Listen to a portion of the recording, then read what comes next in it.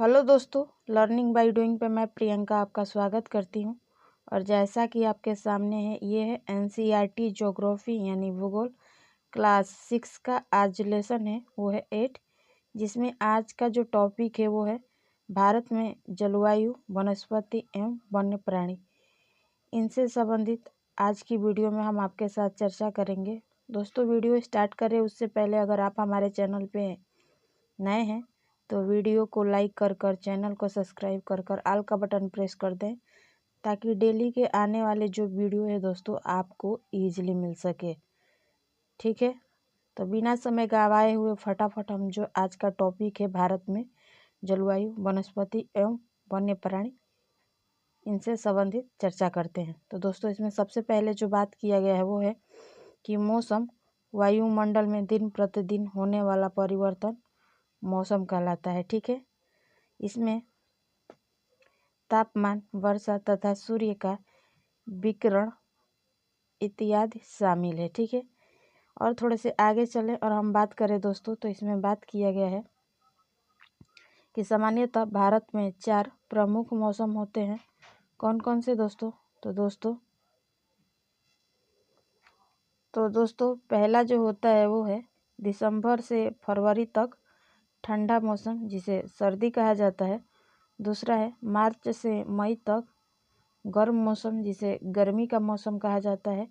और तीसरा है आपके सामने दोस्तों जून से सितंबर तक, यानी दक्षिणी पश्चिमी मानसून का मौसम, जिसे वर्षा कहा जाता है। और चौथा है आपके सामने दोस्तों वो है अक्टूबर और नवंबर में मानसून के लौटने का मौसम, जिसे शरद कहते हैं। ठीक है, अब इनके बारे में दोस्तों हम चर्चा करेंगे एक एक टॉपिक के बारे में, जो कि इस में चर्चा किया गया है। तो दोस्तों सबसे पहले जो बात किया गया है यानी शीत ऋतु के बारे में क्या बात किया गया है, तो दोस्तों ठंडे मौसम में सूर्य की सीधे किरणें नहीं पड़ती हैं, जिसके परिणाम स्वरूप उत्तर भारत का तापमान कम हो जाता है। ठीक है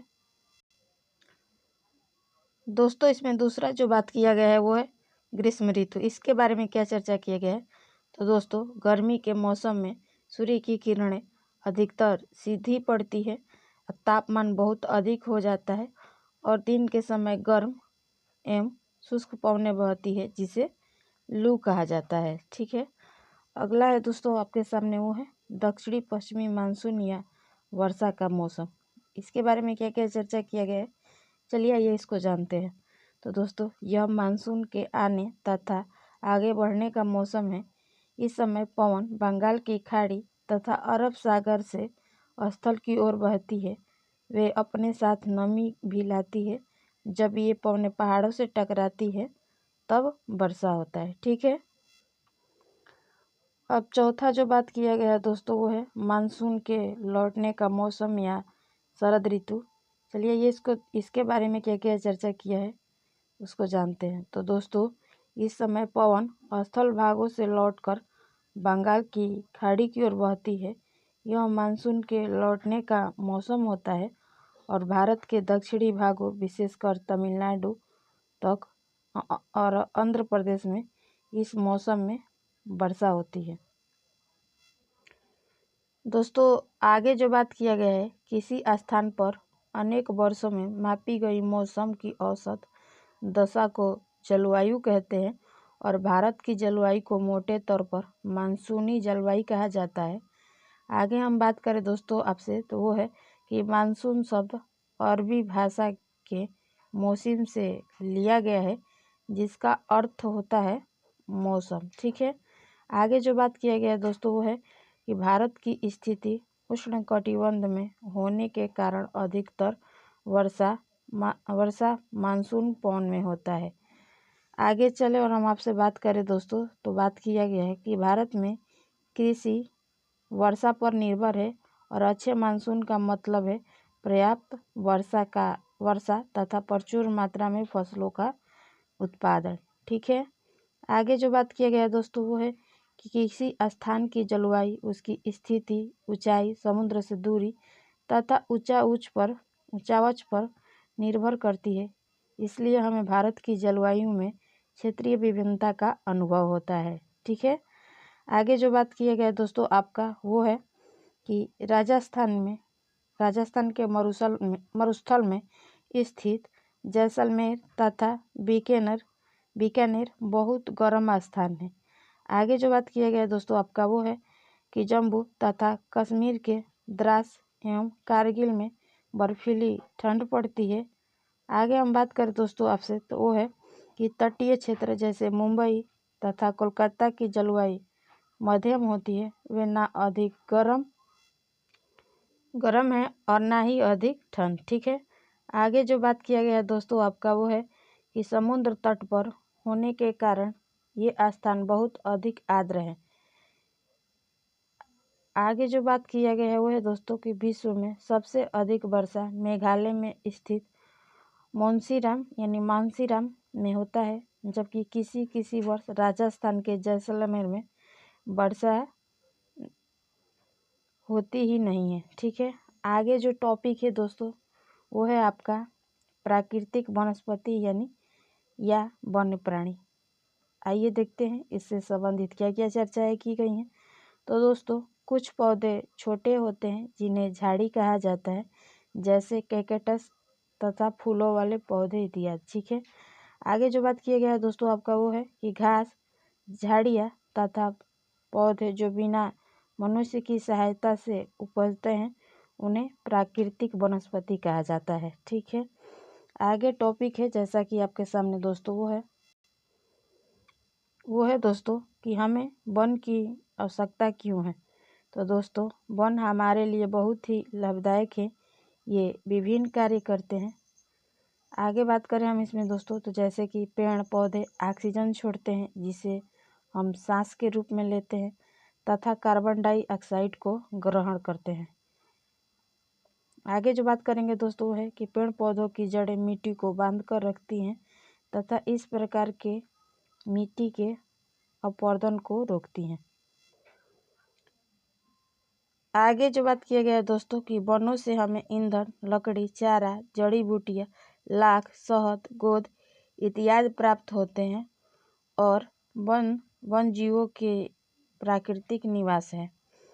आगे जो बात किया गया है दोस्तों वो है कि पेड़ों की अंधाधुंध कटाई के कारण भारी मात्रा में प्राकृतिक वनस्पतियाँ समाप्त हो गई है और हमें अधिक पौधे लगाने चाहिए। जो पेड़ बचे हैं उनकी रक्षा करनी चाहिए एवं लोगों को पेड़ों के महत्व के बारे में बताना चाहिए।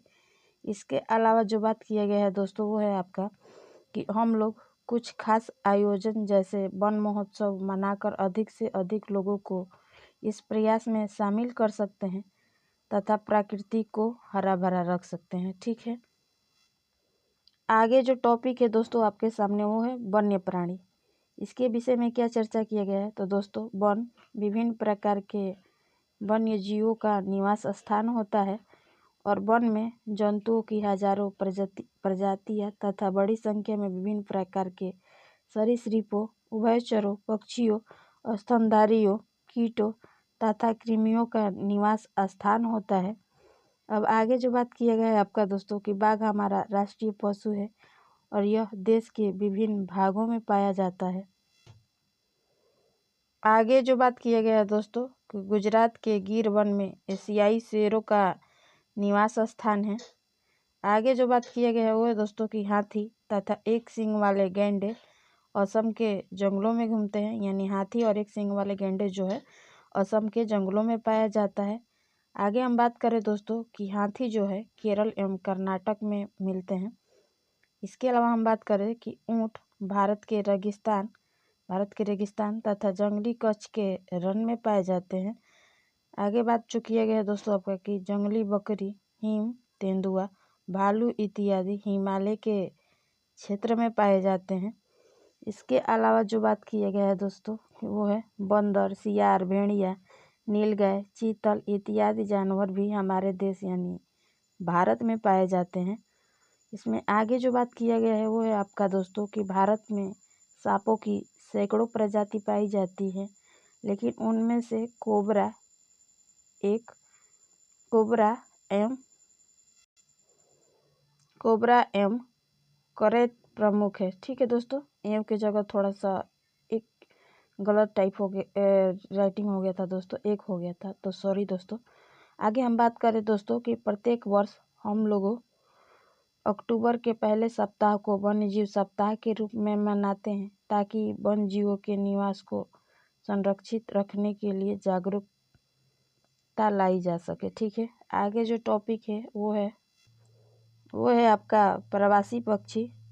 कौन कौन से है दोस्तों प्रवासी पक्षी? तो कुछ पक्षियों के बारे में चर्चा किया गया है, जैसे कि कुछ पक्षी पिटेल, बतख, कर्लियू, फ्लेमिंगो, आस्परे, लिटिल स्टिट प्रत्येक वर्ष सर्दी के मौसम में हमारे देश यानी भारत आते हैं। और सबसे छोटी लिटिल स्टेट जिसका वजन लगभग 15 ग्राम का होता है। ठीक है, आगे इसमें बात किया गया दोस्तों वो है कि आर्कटिक प्रदेशों से 8000 किलोमीटर की दूरी तय कर ये जो प्रवासी पक्षियां हैं वो भारत आती हैं। और इस तरह आपका जो है दोस्तों लेसन 8 कंप्लीट होता है। मुझे उम्मीद है कि आगामी परीक्षा में इस कंटेंट से आप सभी को बहुत ज़्यादा मदद मिलेगी। दोस्तों अगर आप हमारे चैनल पे नए हैं तो वीडियो को लाइक कर चैनल को सब्सक्राइब कर आल का बटन प्रेस कर दीजिए, ताकि डेली के आने वाले जो वीडियो है आपको ईजिली मिल सके। और दोस्तों अपने फ्रेंड, रिलेटिव, पीयर ग्रुप या जिनसे जुड़े हुए हैं उनके यहाँ ये कंटेंट शेयर करें, ताकि अदर पर्सन को भी इस कंटेंट का प्रॉफिट मिल सके। तो फिर मिलेंगे अगले वीडियो के साथ, तब तक के लिए धन्यवाद। आपका दिन मंगलमय हो।